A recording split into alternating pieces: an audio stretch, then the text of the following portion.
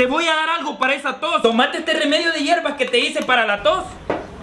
¡Qué feo está! Aún tiene. Te voy a echar Vic en esa tu garganta. Y te vas preparando esas nalgas que te voy a inyectar. No, mamá, ya se me quitó. De seguro se ha de estar aguantando la tos, pero normalmente al reírse se le activa la tos de regreso. Larín, ¿mira este video? ¿Ves que aún tenés tos? Vení para acá. Noches en solitaria como lo habitual.